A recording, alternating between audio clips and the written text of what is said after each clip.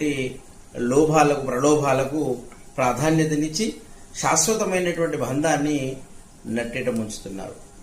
మీ ఉదాహరణకి మీ అబ్బాయి ఒక చక్కటి పాల ప్యాకెట్ అనుకుందాం, ఆ అమ్మాయిది ఒక ప్యాకెట్, ఈ రెండింటికి పెళ్లి చేయాలనుకుంటారు. మరి అది పాల ప్యాకెట్ అయినా వాళ్ళతో గ్యారెంటీ తీసుకోవాలి.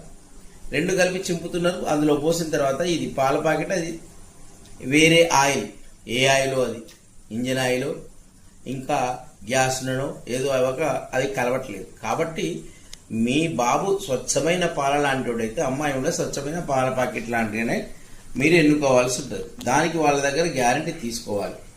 అలా తీసుకోకుండా మీరు ఏమీ ఆలోచించకుండా కేవలం డబ్బు, ఎప్పుడైనా కట్న కానుకలు ఎక్కువ తెచ్చే అమ్మాయి వాళ్ళకి మానవతా విలువ తగ్గి వీళ్ళను చూసుకోదు. ఫస్ట్ మనిషికి ఆత్మగౌరవం ఉండాలి. ఒకరిస్తే మనం తినడం ఏంది, మనకు భగవంతుడు ఇవ్వాలి, మనకు భగవంతుడు ఇవ్వాలి, మనం కష్టపడి సంపాదించుకోవాలి. కానీ ఒకళ్ళ సొమ్ము కోసం ఆధారపడ్డప్పుడు మీకు ఆత్మగౌరవం అక్కడ దెబ్బతింటుంది. మీకు కొన్ని కోట్ల ఆస్తి ఉంటుంది, ఆ అమ్మాయి ఇచ్చి ఒక చిన్న కానుకలకు తెచ్చుకొని ఇది నా వాషింగ్ మిషన్ అంటుంది.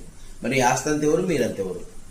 కాబట్టి ఇవాళ లాంటి వాటికి మీరు ఫుల్ స్టాప్ పెట్టేసి కుదుర్చుకోవచ్చు. ఒక మీకు చెప్పులు కొంటే గ్యారెంటీ కావాలి, దాన్ని 100 అడుగుతారు. ఒక చినిగిపోయే వస్త్రానికి ఇది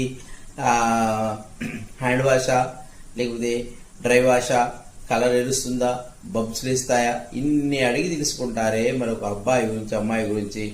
మీకు ఎందుకు దాని గురించి తెలుసుకోరు? అతను తెలుసుకోకుండా తప్పు చేస్తున్నారు. కాబట్టి ఈ మధ్య పెళ్లిళ్ళు పెడాకులుగా మారుతున్నాయి, తొందరపడి నిర్ణయం తీసుకుంటున్నారు. కాబట్టి మళ్ళీ దీని మీద మీ యొక్క అభిప్రాయం తెలియజేయండి.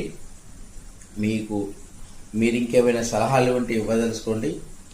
మళ్ళీ నెక్స్ట్ ఎపిసోడ్లో ఇంకా ఆసక్తికరమైన విషయాలు తెలియజేస్తాను.